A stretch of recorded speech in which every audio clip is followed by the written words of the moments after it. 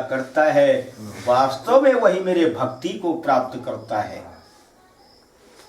फिर इसके बाद अब बतलाइए, 88,000 महात्मा, उनका केवल काम है भगवान का भजन करना। हमें और आपको जो है बहुत काम है गृहस्थी में, पर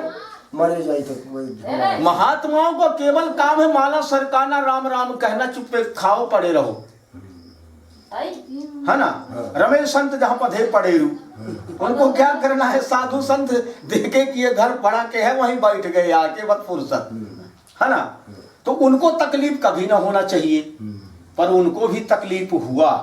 क्यों हुआ कि वो मानव योनि प्राप्त किए थे, और मानव योनि से पाप कर्म होता ही है, चाहे वो राजा हो, चाहे मंत्री हो, चाहे प्रजा हो, चाहे भिखारी हो, चाहे अमीर हो, चाहे गरीब हो, चाहे जजमान हो और चाहे पंडित हो, सबसे पाप होता है। तो पाप से छुटकारा पाने के लिए क्या उपाय है? भगवान कहते हैं कि प्रथम भगत संतन कर संगा, दूसर रति मम कथा प्रसंगा। भगवान कहते हैं ऐसे पाप से छुटकारा पाने के लिए सज्जन पुरुष का साथ करना चाहिए, यानी अच्छे पुरुष का संग यानी साथ में रहना चाहिए, गलत व्यक्ति का साथ नहीं करना चाहिए। और जहाँ भगवान की कथा होती हो, जहाँ भगवान का प्रवचन होता हो, है तो वहाँ जाकर के भगवान के प्रवचन को श्रवण करना चाहिए। भगवान कहते हैं मेरी कथा को जो श्रवण करता है उसके हृदय में जो पाप है, जो पाप किया है सायंकाल, मध्याह्न काल, प्रातः काल, जो पाप किया है वह जल करके भस्म हो जाता है। इसलिए प्रयत्न करके भगवान की कथा को अवश्य श्रवण करना चाहिए।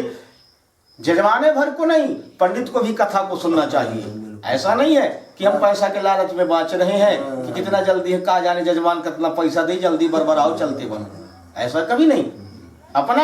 अपने भी जीवन को यदि सुधारना है, बड़े भाग्य मानुष तन पावा और सुर दुर्लभ सद ग्रंथ ही गावा। बड़े भाग्य से मनुष्य का चूल्हा प्राप्त हुआ है। इसलिए मनुष्य योनि प्राप्त करके ऐसा कर्म करो, किसी की आत्मा को ठेस मत पहुंचाओ, किसी को तकलीफ मत दो, जितना बन सके तो बनाओ, यदि नहीं बनता है तो बिगाड़ो भी ना उसका। ऐसा अपने मन में संकल्प करके चलना चाहिए, तो भगवान हमारा कभी भी नहीं बिगाड़ेगा। इसलिए तो 88,000 महात्मा अपने बुरे कर्मों के कारण दुखित थे। उसी वक्त ब्रह्मपुत्र मानस पुत्र हैं देवर्षि नारद। नारद जी आते हैं, बोले भाइयों आप लोग क्यों बैठे हो? ऋषियों ने कहा हमें बहुत बड़ा तकलीफ है, यदि आप कोई उपाय जानते हैं तो बतलाइए, हम भगवान को ढूंढने के लिए निकले हैं। तो नारद जी ने कहा कि हरि व्यापक सर्वत्र समाना और प्रेम से प्रगट हो ही भगवान। यानी भगवान जो है हरि व्यापक, हरि मतलब होता है हरि शरीर के सभी दुखों को दूर करने वाले, हरण कर लेने वाले श्री हरि, यानी लक्ष्मीपति भगवान विष्णु जो है सर्वत्र हैं। आप चाहे जहां चाहो तहां प्रेम से उनको बुला सकते हो। यहाँ पर हम उनको देख नहीं रहे हैं, पर स्तुति करके हमारे कथा में वो अवश्य विराजमान है।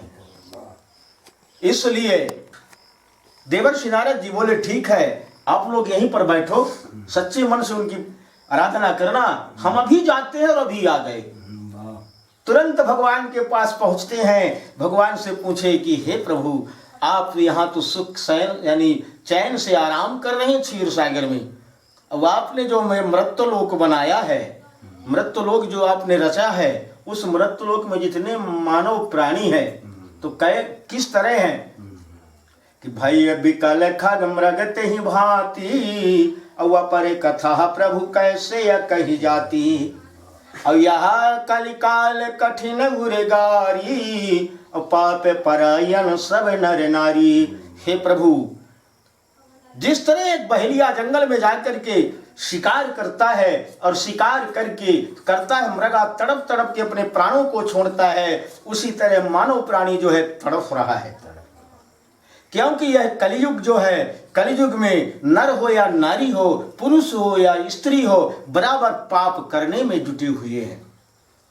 तो जहां पाप होगा तो जब जब हो ही धर्म की हानि, बाढ़ ही असुर महाअभिमानी, यानी जहां धर्म नहीं रहेगा वहां पाप बढ़ेगा, और जब पाप बढ़ेगा तो राक्षस बढ़ेंगे, आपस में क्या होगा, मारपीट होगा, राक्षसी कर्म होगा, तो दुख उत्पन्न होगा। तब भगवान कहते हैं नारद जी से कि हे नारद जी, आपने बहुत अच्छा प्रश्न किया है मानव प्राणी के लिए, मैं तुम्हें अवश्य बतलाऊंगा। भगवान ने कहा कि हे देवर्षि नारद, मृत्युलोक में मानव प्राणी सच्चे मन से सत्यनारायण की कथा को जो श्रवण करेगा, मेरे वाणी के मेरे मुखारबिंद से जो वाणी निकली है, उस वाणी को जो श्रवण करेगा उसके संपूर्ण दुख दूर हो जाएंगे। तो नारद जी कहते हैं कि हे परमात्मा, कथा तो मानव प्राणी सुनेगा, पर यह सत्य नारायण की कथा है क्या? भगवान नारद जी से कहते हैं कि मन में सत्य को धारण करके, मन में सत्य को धारण करके और झूठ कपट जंजाल को छोड़ करके सत्य को धारण करके जो नारायण की कथा को श्रवण करेगा, यानी भगवान विष्णु की कथा को श्रवण करेगा, उसी को कहते हैं सत्यनारायण की कथा। सत्य धन नारायण, सत्यनारायण की कथा उसी को कहते हैं। तो ऐसी कथा को श्रवण करके जो मानव प्राणी मृत्युलोक में श्रवण करेगा उसके संपूर्ण दुख दूर हो जाएंगे। देवर्षि नारद जी वहां से आते हैं, आकर के ऋषियों को बतलाते हैं कि ऋषियों, आप भगवान सत्यनारायण की कथा को श्रवण करें, जिससे आप लोगों का संपूर्ण दुख दूर हो जाएगा। नारद जी के कथनानुसार ऋषियों ने भगवान के कथा को श्रवण किया। कथा को श्रवण करने के बाद उनका संपूर्ण दुख दूर हो जाता है। और अगले अध्याय की कथा है, एक काशीपुरी नगरी थी। काशीपुरी नगरी में एक शतानंद नाम के बहुत गरीब ब्राह्मण रहा करते थे। वे भिक्षा मांग करके और अपने परिवार को जिलाया करते थे। एक दिन वह भिक्षा मांगने के लिए जब गांव की ओर निकलते हैं तो भगवान एक बूढ़ा ब्राह्मण का भेष धारण करके और उसके सामने खड़े हो जाते हैं। बोले, ब्राह्मण देवता, आप ये भिक्षा मांगते हैं, क्या भिक्षा मांगने से आपके परिवार का पालन पोषण हो जाता है? शतानंद महाराज जी बोले कि यह ब्राह्मण, वो तो नहीं जानते थे कि ये भगवान खड़े। बोले, ये विप्रदेव है, ब्राह्मण देवता, यदि आप कोई उपाय जानते हैं हमारा दुख दूर करने के लिए तो आप बतलाएं।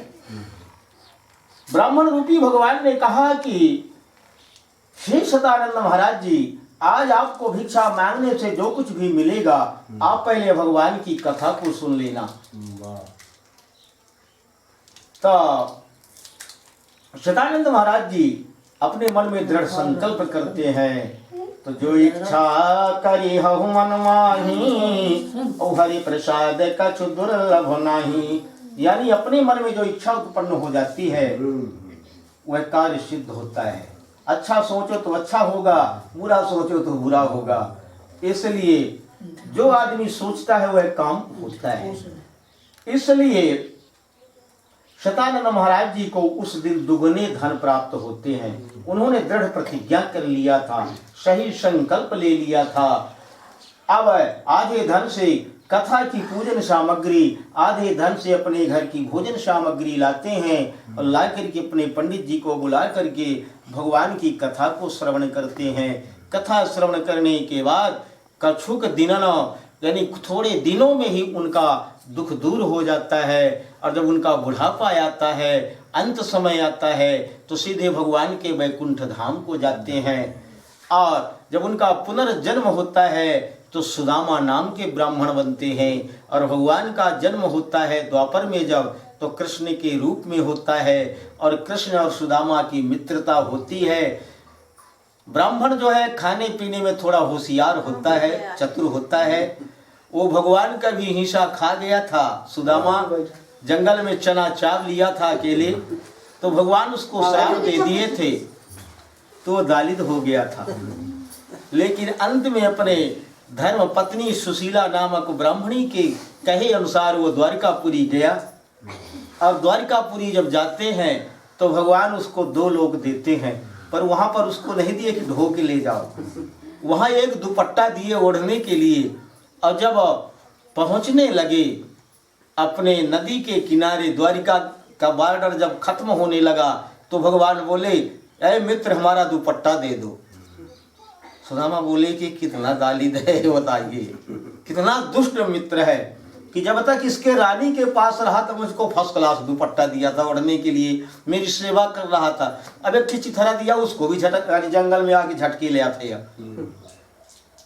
भगवान सुदामा बोले कि अब मैं किस तरह घर को जाऊंगा। सुशीला भेजी थी, और जो घर में था चावल वावल उसको भी दे दी थी, एक मुट्ठी ला करके गांव से मांग के, वो भी खत्म हो गया, उसको भी चाव लिया ये, और कुछ नहीं दिया। अब क्या लेके जाओगे? तो जाऊँ चावल रहो तो उन्होंने चाव ली।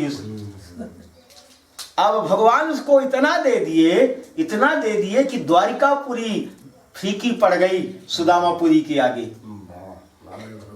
जब सुदामा या सुशीला जो है रानी बन जाती है, नौकर चाकर लगे, लाव लश्कर सामने पधर गए, और द्वारपाल लग गए, सोना हीरा मोती जवाहर से खम्भा गड़ गए उसके द्वार के सामने।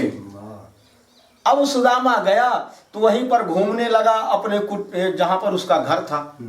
देखता कहता ही थे तो हमारे घर रहा, ये कहाँ से महालटारी बन गया, सबन कोठवा के चारू के, अये सोहन चांदी लगे, हीरा मोती जड़जड़ाते, पुलिस खड़े हैं 50 के दुआरा में। वहाँ घर कहाँ गए? कहीं 4 दिन में कहो हरा पुलिस लगो जाकर जमीन मेरी लड़का सब लगे को मोर हिंठे से खड़ा भा कृष्ण भाई, यह घर क्या खाया बन गया हिंठे? कहीं ये घर बन गया है ब्राह्मण देवता का है,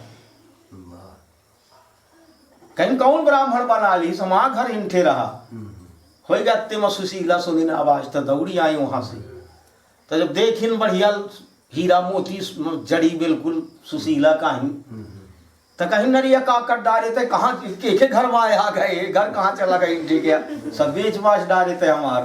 कैसे नहीं प्रभु, ये आपका ही घर है, ये परमात्मा जो है आपको दिए हैं, आपके मित्र जो है आपको दिए हैं। बोले कुछ नहीं दिया, दुपट्टा झटकली से जौन दिए रहा है।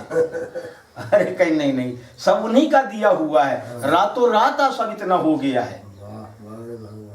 तो भगवान जो है जब देते हैं तो 56 फाड़ के देते हैं, जब लेते हैं तो चमड़ी उधेर के ले लेते हैं। लेने में भी कमी नहीं करते हैं और देने में भी कमी नहीं करते हैं। इसलिए भगवान को सच्चे मन से आराधना करना चाहिए, क्योंकि वो दयालु है। हम कितना भी पाप करेंगे पर हैं पुत्र उसी के, लास्ट में उसको दया आती है, और वो यानी दया आती है और उचित फल देता है।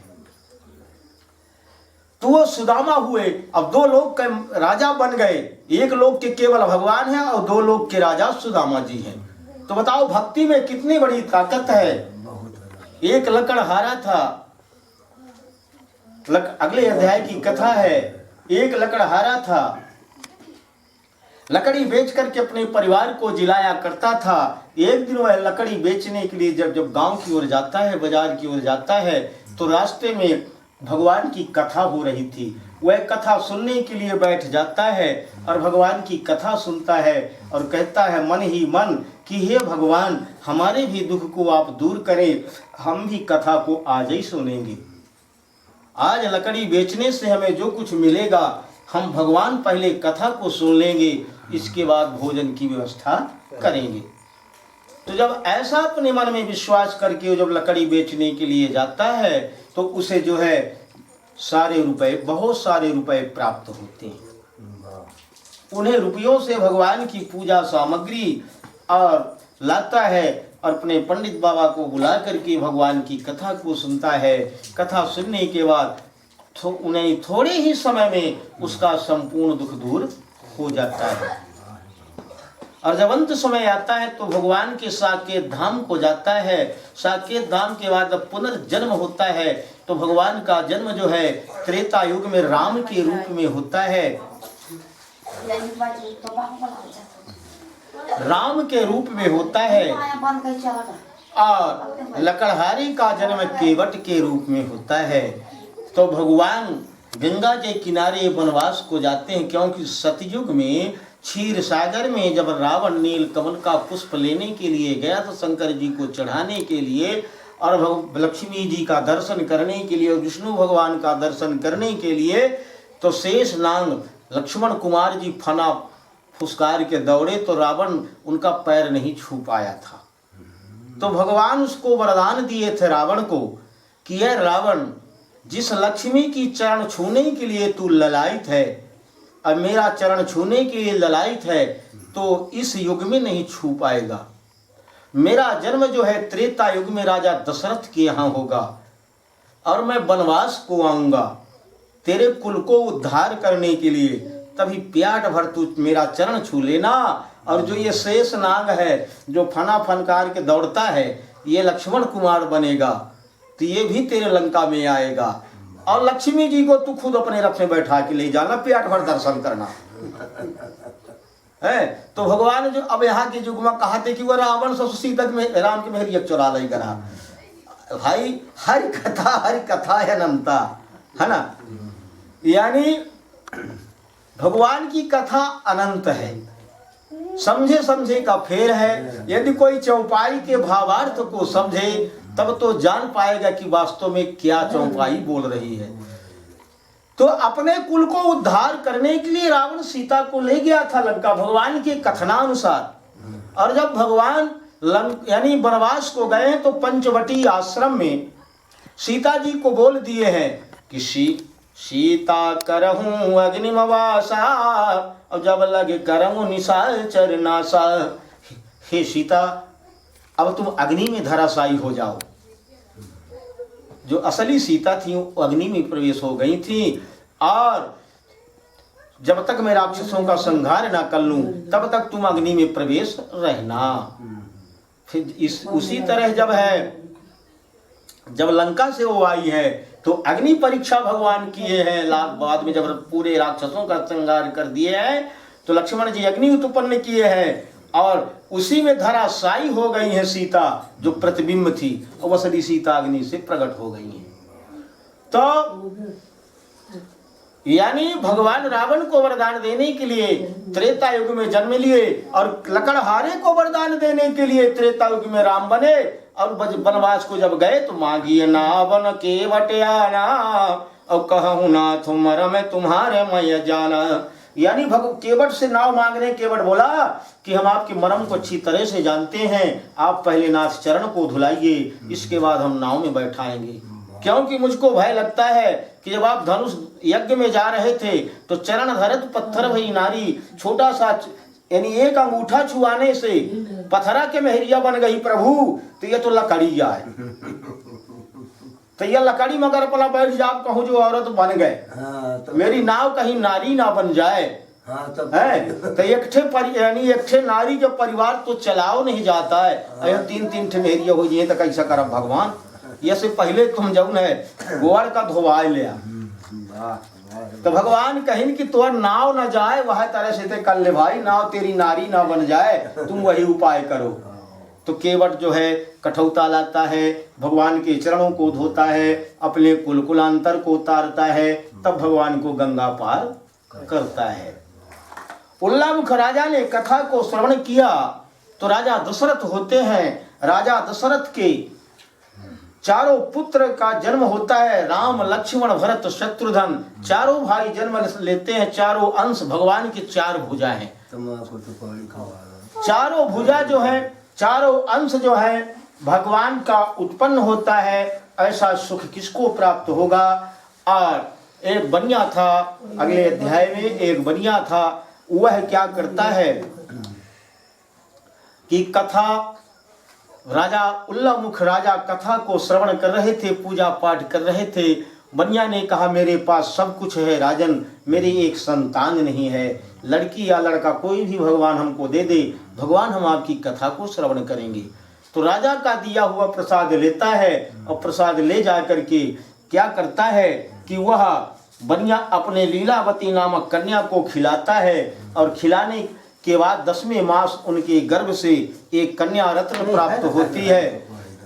कन्या रत्न प्राप्त खवा डारो खाने से लगे ना खाता हूं से कन्या रत्न हमको फोड़ खिलाओ भाई, प्यास लगी। लौंग है में दे दीजिए, लौंग हम धरे रहन दूठे पाल ये समय लगनहाई माही लगनहाई मरात आज यानी जागत जागत एक महीना से बोल जब राजा जस्तिया बोली थी हम हिम्मत बांध के तो हाँ ठीक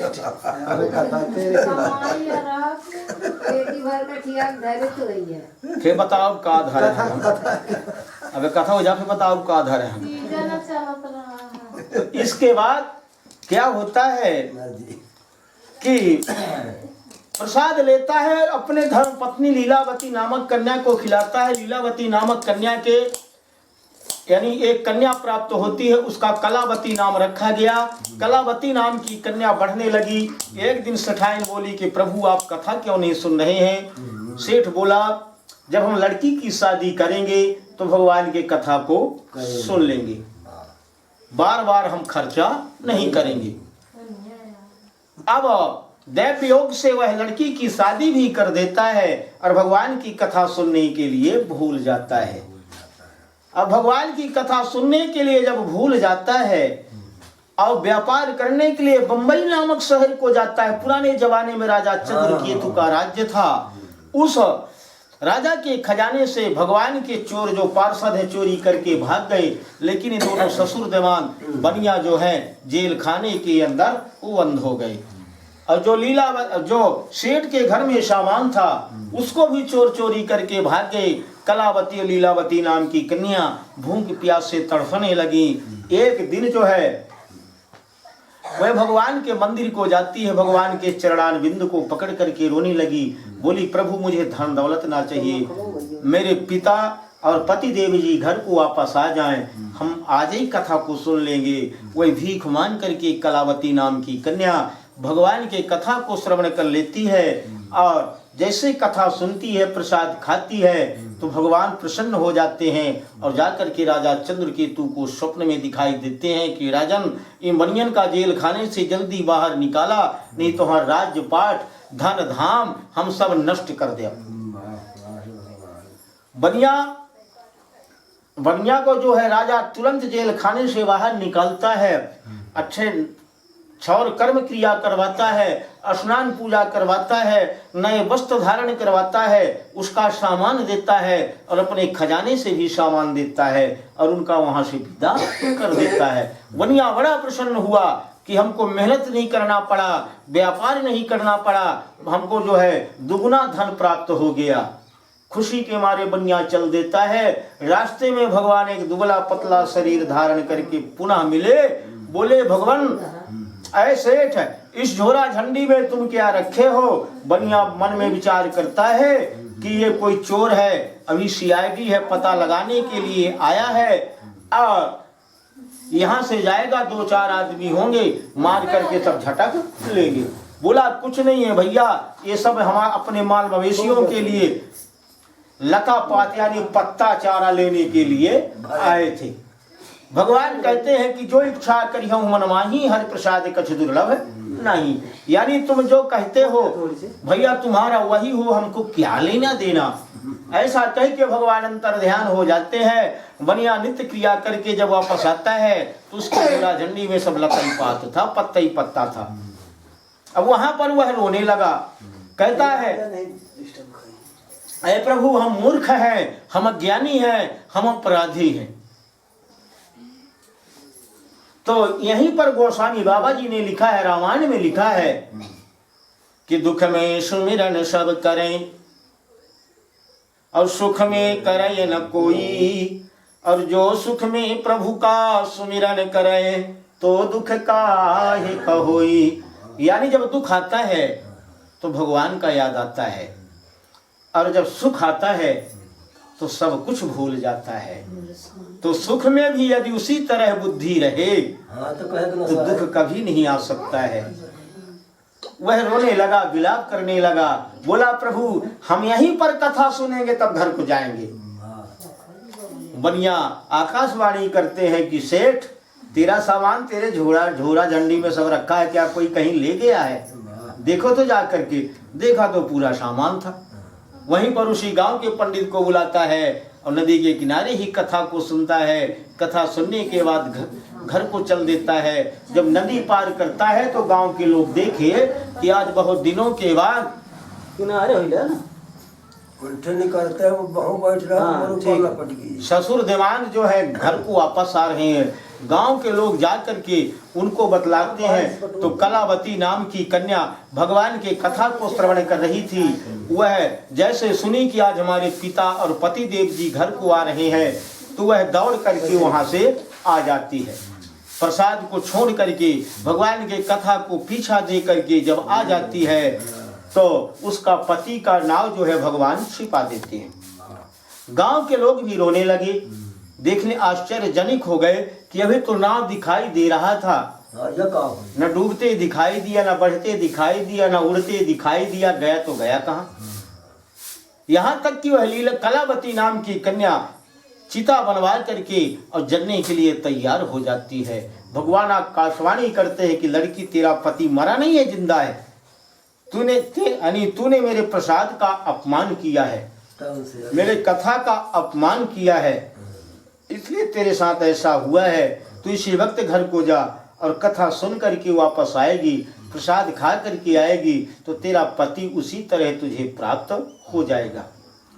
कलावती नाम की कन्या तुरंत घर को जाती है। भगवान के कथा को सुन करके प्रसाद खा करके जब आती है तो उसी तरह उसका पति उसे प्राप्त हो जाता है। इसलिए भगवान की कथा यदि कहीं भी होती हो तो यदि हमें कथा में नहीं बैठना है तो कथा स्टार्ट होने के पहले ही चले जाओ, और यदि कथा होने लगी और हम बैठे हैं तो मत जाओ छोड़ करके, उसका बहुत बड़ा प्रायश्चित लगता है। तो तुंगा अब अगले अध्याय की कथा है। तुंगध्वन नाम की एक बहुत धर्मात्मा राजा थे। वो एक दिन जंगल को गए, जंगल से लौट रहे थे, उनको धूप लगी, एक वृक्ष का आश्रय लेकर के बैठ जाते हैं। उनके गांव की प्रजा अहीर लोग जंगल में कथा सुनते हैं अक्सर।